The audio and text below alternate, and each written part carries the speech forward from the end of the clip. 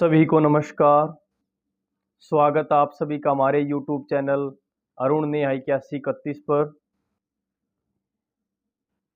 आज का विषय बहुत ही महत्वपूर्ण आप सभी के लिए है। आज का जो विषय है वो एक ऐसा विषय है जो हमारे घर घर ये आम बीमारी हो चुकी है, जिसका नाम हम खर्राटे, स्नोरिंग आदि भी बोलते हैं। तो ये जो खर्राटे हैं, स्नोरिंग हैं, ये बहुत ही गंभीर समस्या बनती जा रही है। ये खासकर रात को समस्या ज़्यादा होती है। तो इस समस्या से मुक्ति के लिए कुछ आसन, कुछ प्राणायाम, कुछ योग टिप्स रहेंगे, कुछ हेल्थी टिप्स रहेंगे। वो सभी जानकारी आपको इस वीडियो में मिलेगी। जानकारी जानने से पहले अगर आप चैनल से नहीं जुड़े हैं तो चैनल को सब्सक्राइब करेंगे, वीडियो को लाइक करें, कमेंट करें और उन पीड़ित व्यक्तियों को ये वीडियो भेजें जो खर्राटों से बहुत परेशान हैं या अपने किसी निजी उनसे परेशान हैं। उनके लिए खास आज की वीडियो होने वाली है। तो हम आइए जानते हैं कि सबसे पहले तो हम जानते हैं इसके बारे में कुछ सामान्य जानकारी देंगे कि खर्राटे क्यों आते हैं। देखिए, जब हमारे शरीर में कफ की मात्रा ज़्यादा बढ़ने लगती है, जिनके कारण हमारे गले में ऑक्सीजन का जो लेवल है वो कम हो जाता है और जब हम श्वास को अंदर भरते हैं तो खर्राटे के रूप में बाहर निकलता है या कोई आवाज़ साउंड के रूप में बाहर निकलती है, क्योंकि हमें उस टाइम जोर लगाना पड़ता है। तो जैसे ही हम उस ऑक्सीजन को अंदर खींचेंगे और बाहर निकालते हैं तो हमें खर्राटे की ध्वनि उत्पन्न होती है, जिससे जो आसपास हमारे जो सोए हुए हैं पर्सन वो भी हमसे परेशान हो जाते हैं। तो एक गंभीर मामला भी हो सकता है।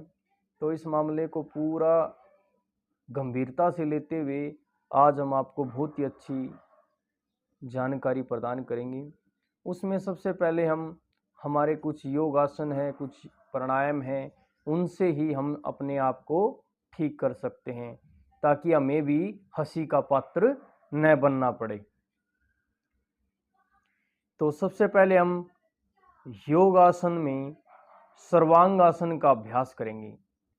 तो सबसे पहले हम कमर के बल लेट जाएंगे और अपने धीरे धीरे पैरों को पहले 30 डिग्री पर उठाएंगे उत्तान पादानासन में। उसके बाद हम अर्धहलासन में ये 45 डिग्री पर उठा लेंगे पैरों को और उसके बाद हम पूरा शरीर को ऊपर की तरफ उठा देंगे 90 डिग्री पे।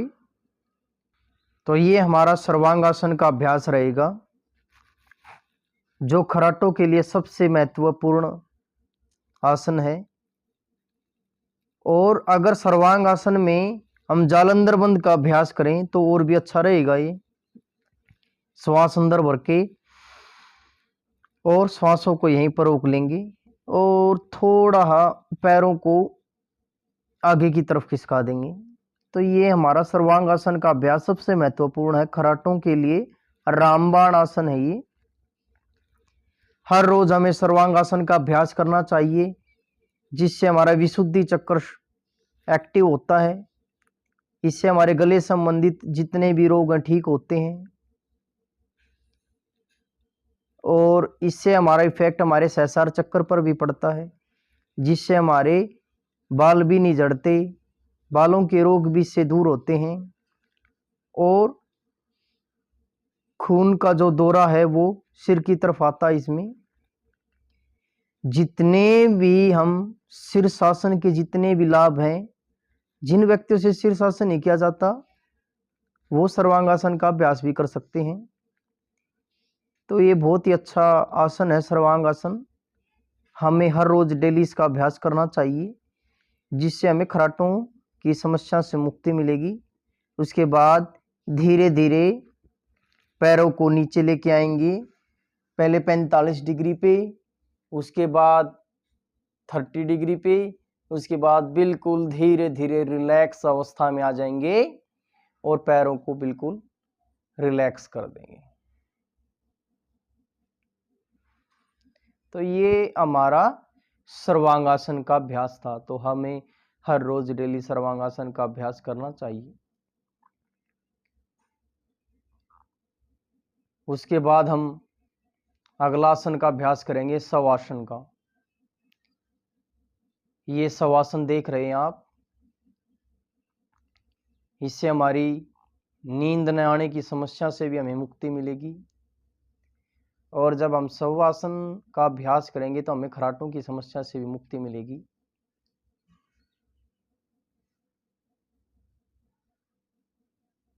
जब हम सोते हैं तो हमेशा हमें बाईं करवट लेके सोना चाहिए। जब हम बाईं करवट लेके सोते हैं ना, तो हमें खराटों की समस्या से भी मुक्ति होगी। जो व्यक्ति रात को बाईं करवट और दिन में दाईं करवट लेके सोता है, वो कभी बीमार भी नहीं होता। और बहुत सारी समस्याएं हैं, गैस, एसिडिटी, पाचन तंत्र संबंधी, वो भी हमारी ठीक होती हैं। पेट भी हमारा अच्छी तरह साफ होता है, नींद अच्छी आती है। तो हमें शवासन का अभ्यास करना चाहिए। हमें आपसे रिक्वेस्ट है, अगर आप अपना सोने का तरीका बदलें, अगर इस आसन में आप सोना शुरू कर दें, तो आपकी बहुत सी समस्याओं से आपको मुक्ति मिल जाएगी। तो हमें हर रोज सर्वांगासन, शवासन का अभ्यास करना चाहिए। शवासन का अभ्यास तो शाम को सोते वक्त आप किसी भी टाइम कर सकते हैं। ये योग निद्रा का अभ्यास बहुत ही महत्वपूर्ण है। जो हमारे प्राचीन जो ऋषि मुनि, हमारे वैज्ञानिक क्षेत्र के व्यक्ति होते थे, उन्होंने इन अभ्यासों को बारीकी से जान के ये जानकारियाँ दी हमें, तो हमें उनका लाभ उठाना चाहिए। अब उसके बाद हम करेंगे, एक प्राणायाम करेंगे। तो नेक्स्ट जो हमारा प्राणायाम रहेगा उसका नाम है उज्जाई प्राणायाम। मैंने पहले भी आपको उज्जाई प्राणायाम के बारे में बताया है, वीडियो बनाई है। मुझे आशा नहीं, पूरा विश्वास है कि आपने ये वीडियो देखी भी होगी और इसका लाभ भी लिया होगा। एक बार फिर हम उज्जाई प्राणायाम का अभ्यास करेंगे। कमर गर्दन बिल्कुल सीधी रहेगी, हाथों को ज्ञान मुद्रा या वायु मुद्रा में लगा देंगे। लंबा गहरा श्वास अंदर भरेंगे,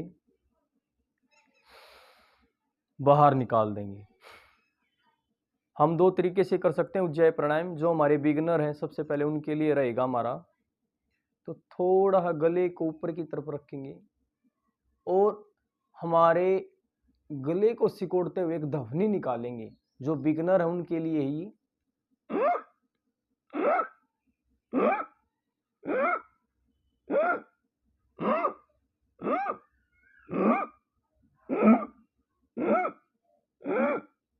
तो इस प्रकार हमें ध्वनि 5 से 10 बार हर रोज डेली ये ध्वनि निकालनी है। जब हम 15 से 20 दिन में इस ध्वनि में माहिर हो जाएंगे, तब हमें एक विशेष तरीके से इसका अभ्यास करना है। आइए वो विशेष तरीका भी जान लेते हैं। कमर गर्दन सीधी रहेगी, हाथों को ज्ञान या वायु मुद्रा में लगाएंगे, लंबा गहरा श्वास अंदर भरेंगे, बाहर निकाल देंगे। उसके बाद गले को सिकोड़ते हुए ध्वनि निकालेंगे।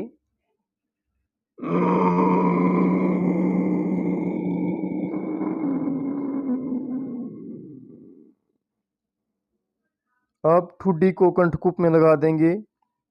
अब जालंधर बंद लगा देंगे हम इसमें।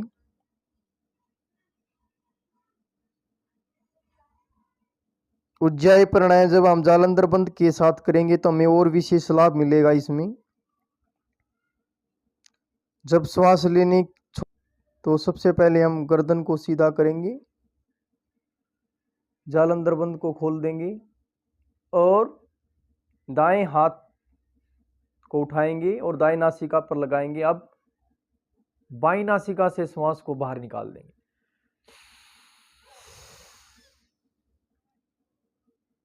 तो इस प्रकार ये हमारा एक चक्कर पूरा हो जाए प्राणायाम का। ये विशेष तरीका है वे उन व्यक्तियों के लिए विशेष है जो अपने अभ्यास में माहिर हो चुके हैं, नहीं तो बिगनर के लिए मैंने पहले भी बता चुका हूं मैं, वो पहले वाला तरीका यूज करेंगे। जब आप अभ्यास में बिल्कुल माहिर हो जाएंगे, जब आप विशेष तरीके से इस प्राणायाम का अभ्यास करेंगे तो आपको खर्राटों से मुक्ति मिलेगी और खर्राटों के साथ साथ गले संबंधी जितनी भी समस्याएं जैसे थायराइड है, पैराथायराइड है, एक सूखने वाला थायराइड होता है, एक मोटापा बढ़ाने वाला होता है, ये दोनों को ही बैलेंस करता है।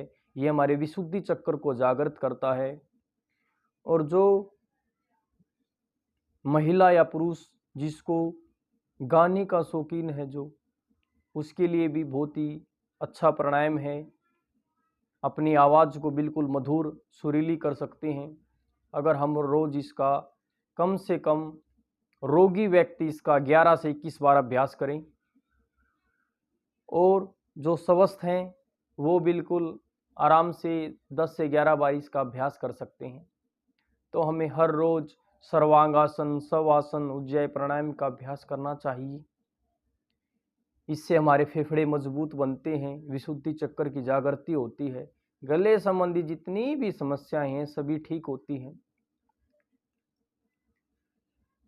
मुझे आशा है, नहीं पूर्ण विश्वास है कि जब आपके पास ये वीडियो आएगी तो आप इसको ज़रूर देखेंगे और वीडियो को बिना स्किप किए पूरा देखें, क्योंकि जब आप वीडियो को पूरा देखेंगे तभी तो आपको लाभ मिलेगा।